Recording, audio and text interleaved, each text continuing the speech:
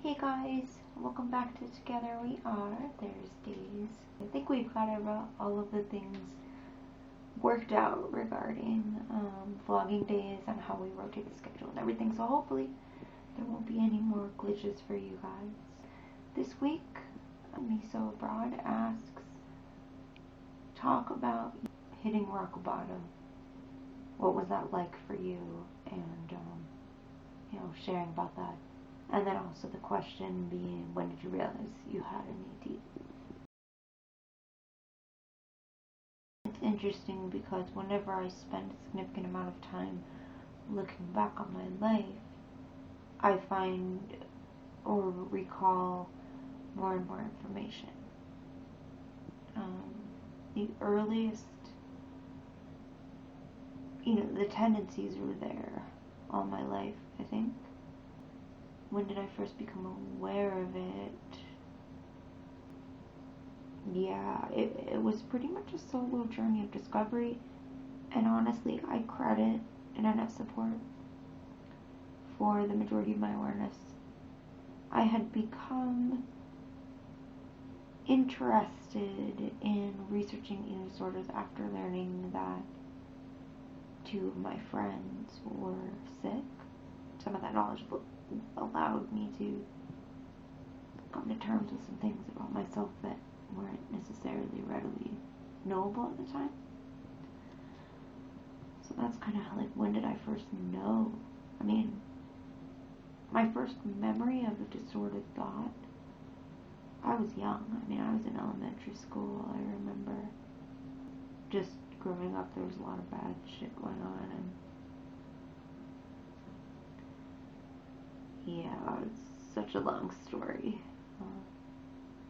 But basically, most of my awareness has come since leaving university. This journey is rarely, if ever, a linear one. And sometimes you do better, sometimes you do worse. I often say, it's you're walking a thin line. You're walking this thin red line that separates sanity from insanity, safety from lack thereof.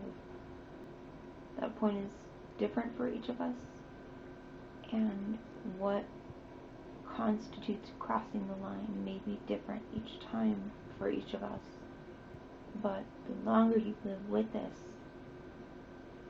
the more you come to understand different states of being and different ways of coping and things to be careful of.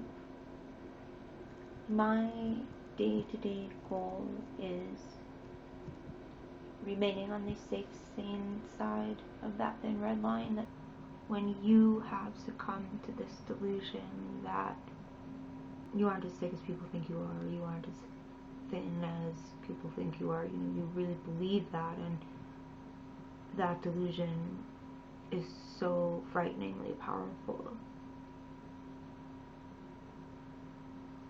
Rock bottom is when you know there are things you have to do and you absolutely cannot find the will to do them. And at that point, making the decision to choose life is so hard. It is so hard, but it is possible. And if it weren't possible, I wouldn't be making this video right now. When you're that deep, you will have to see those glimpses. And we all have those glimpses, okay? There will be moments of lucidity where your authentic self will break through the bullshit, and you will see yourself as others see you, or recognize, these moments of clarity and sanity do happen. And the AD reflex is going to be bury it, avoid it, don't think about it, move on, engage in pathology, and just stay immersed because that's what's most comfortable.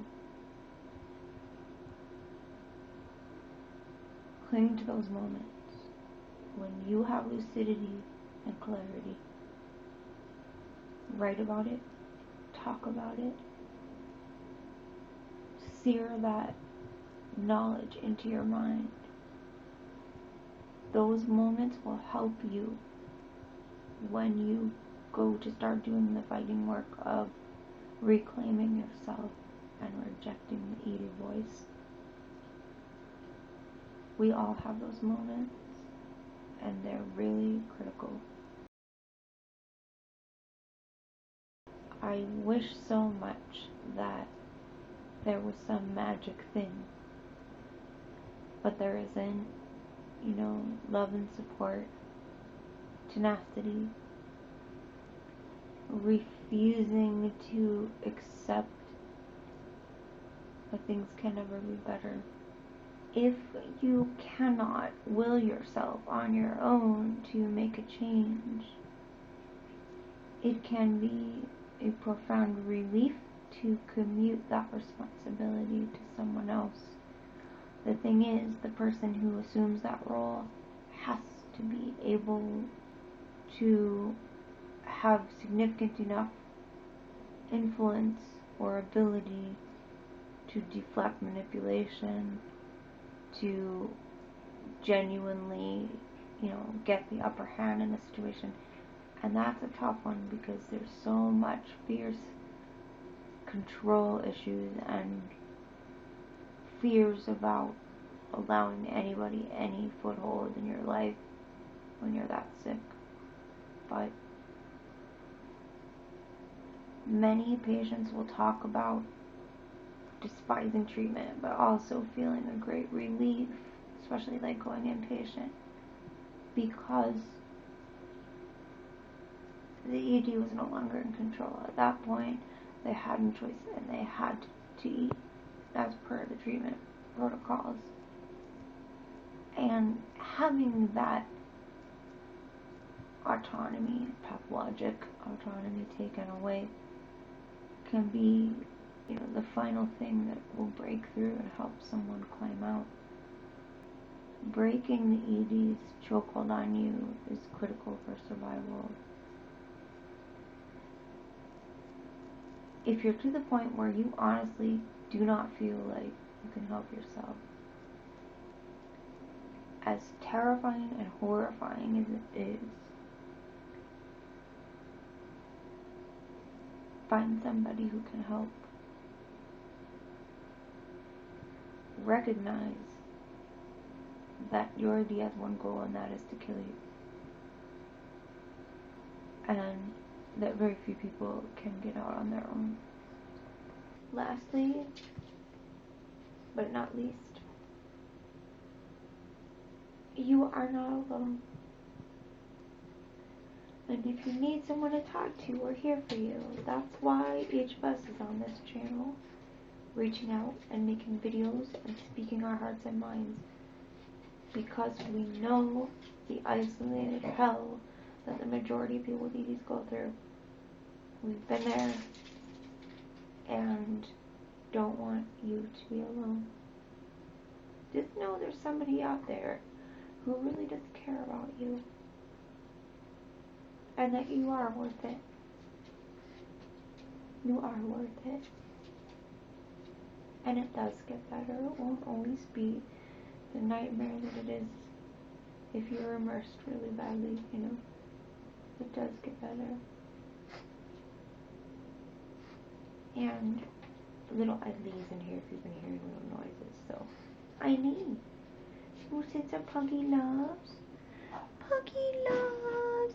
Tilty-headed puggy loves! Oh, you love each other, people. Watch on videos. Yeah, puggy loves. Tilty-headed puggy loves from Eileen. Alright, guys. Much love. Be well. You're not alone. See you next week.